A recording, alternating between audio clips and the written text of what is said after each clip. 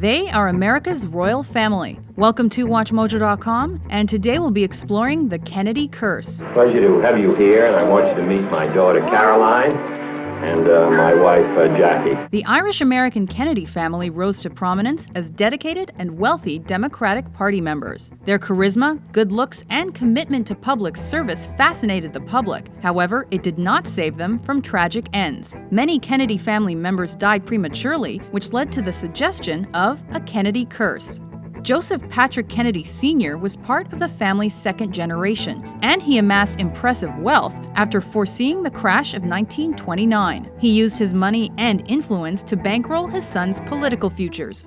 But that luck ran out during the third generation. Joseph's daughter Rosemary was born with unexplained mental health problems that worsened over time. At 23, she was lobotomized and lived the rest of her days as a shadow of her former self.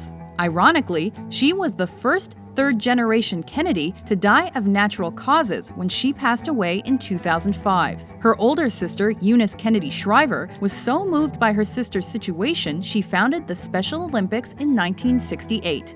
It was their older brother, firstborn Joseph Patrick Kennedy Jr., who was supposed to lead the family to political greatness. Unfortunately, this All-American was killed in action during a classified World War II mission when his plane exploded. Another plane incident took his sister, Kathleen Agnes Kennedy, just 4 years later. The Kennedy family legacy then fell to the next oldest son, John Fitzgerald. Let the word go forth from this time and place to friend and foe alike, that the torch has been passed to a new generation of Americans. As JFK's political life improved, his personal life worsened. He and wife Jacqueline Bouvier Kennedy suffered through a miscarriage, the birth of a stillborn baby, and the death of their 2-day-old son. By then, John was president, and the couple had produced 2 heirs, Caroline Bouvier and John Fitzgerald Jr. The most infamous example of the Kennedy curse was yet to come. On November 22, 1963, JFK was killed by Lee Harvey Oswald while traveling through Dallas, Texas. The flash, apparently official, President Kennedy died at 1 p.m. Central Standard Time, 2 o'clock Eastern Standard Time, some 38 minutes ago. The Kennedy family was left with 2 sons, Robert Francis and Edward Moore, better known as Ted.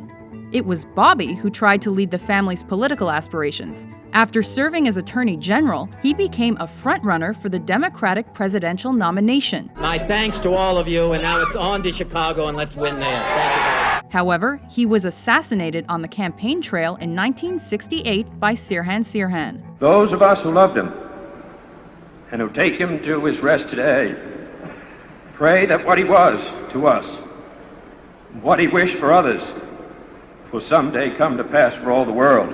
Much like his brother's murder 5 years earlier, RFK's death sparked elaborate conspiracy theories about who was ultimately behind the crime. Teddy was the last Kennedy son from that generation left alive, but he was not immune to personal problems. In 1964, he survived a plane crash that killed 2 and left him with chronic pain. His months-long recuperation stirred his interest in healthcare issues, but was not the last of his difficulties. In 1969, a car he was driving went into the water off Chappaquiddick, killing his passenger, Mary Jo Kopechne. The car overturned in a deep pond and immediately filled with water. I remember thinking as the cold water rushed in around my head that I was for certain drowning. This not only stunted his political future, it also caused his wife to have a 3rd miscarriage. Ted remained a senator until his brain cancer death in 2009, before his dream of universal health care was realized. The curse carried down to the next generation. Bobby Kennedy's son David almost drowned days before his 13th birthday, but was saved by his dad. Later that night, David watched live as his father's assassination was announced. He soon began abusing drugs. In 1973, he was injured and his girlfriend was paralyzed when the car driven by his brother, Joseph P. Kennedy II, crashed. David's drug use worsened until he died of an overdose in 1984. David's younger brother Michael also met a tragic end in 1997 when he crashed into a tree on an Aspen mountain while playing football on skis. But the most notable fourth-generation Kennedy was JFK Jr. John enchanted the masses on his third birthday at his father's funeral and remained a fixture throughout his life. Over a quarter century ago, my father stood before you to accept the nomination for the presidency of the United States. Women across the country cried when he married Carolyn Bessette in 1996. However, just 3 years later, the pair and her sister died when the plane he was flying towards Martha's Vineyard crashed into the ocean due to pilot error.